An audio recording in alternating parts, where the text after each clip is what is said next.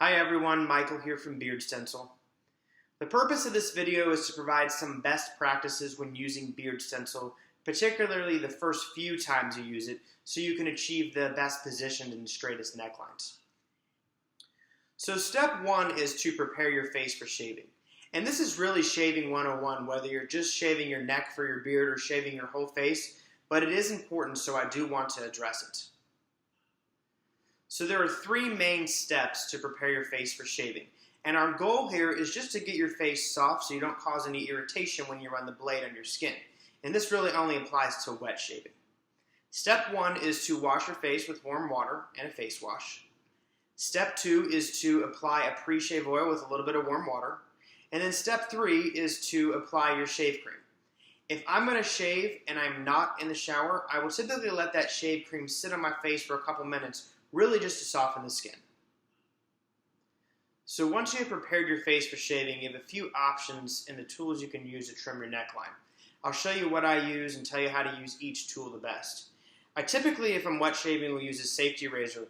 I like the safety razor because it's a single blade, and you can take the blade and line it up right under the beard stencil around the bumper and go all the way around your neck. There's a lot less room for air with this and you can see a little bit better. If you like using a cartridge razor, you can use a cartridge razor, but different from the safety razor. On the safety razor, you want to line the blade up with the bottom of the beard stencil. With the cartridge razor, you want to line the top of the cartridge up with the bottom of the beard stencil, really just because the blades are kind of far down on the cartridge, and that way you won't make lines in different positions all the way around. You'll always just use the top of the cartridge to line up. If you don't want to wet shave and you like to use an electric razor to do your neckline, that is fine. And you use it very similar to the way that you would use the safety blade, in that you'll just take the blade on the electric razor and line it up right under the bumper on the beard stencil. What I would suggest is to make short strokes right under the stencil and go ahead and make your line, and then go ahead and take the stencil off to go ahead and trim the rest of your neck if you use it with this. So step two is to place your chin in the front panel of the beard stencil. If I have a shaving cream on my face, I will typically wipe most of the cream off just to make sure that I get this positioned right. But when you're looking at your beard stencil, if you hold it like this, you will see a little divot in the front, and that lets you know that's the inside, so your chin goes in that divot. So when you go to put the beard stencil on, you'll notice one end of the strap has a very long piece of Velcro on it, and that allows you to secure the other side at any point to make the beard stencil as tight as you like. So, as we discussed before, you'll put your chin in the front panel, and then I take it and secure the top strap first, and then cup around and secure the rear straps.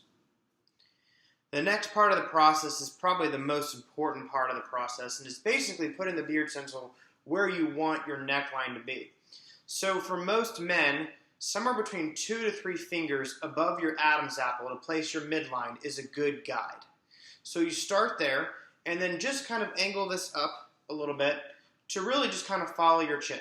So you don't want to go too high and you don't want to go too low, but if you're not sure exactly where to place the beard stencil, err on the side of it being a little too low than a little too high, because you can always come higher if you need to.